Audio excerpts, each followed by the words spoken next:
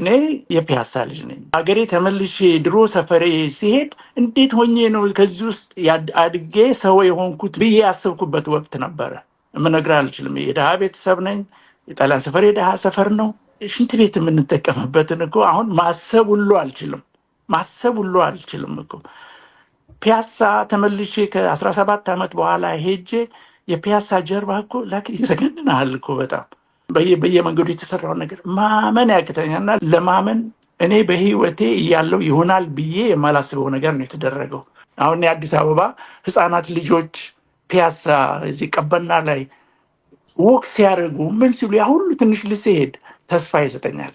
አንዳንድ ሞሜንት ራሱን ያስደነግጠኛል። እኔ ሰው ስራም አይመስለኝም፣ የእግዚአብሔር ነገር የተጨመረበት ነው። በጣም ሃይማኖተኛ ሰው አይደለሁኝም፣ ግን የእግዚአብሔር ስራ ነው ይሄ። በቃ ሌላ ምንም እንትን የለውም። አይዊሽ እኔ እንደገና ወደኋላ በመለስና አገሬ ላይ ብዙ የሚያጓጉ ነገሮች አሉ። ለእኛ ብቻ ሳይሆን ደግሞ ለልጆቻችን ማለት ነው።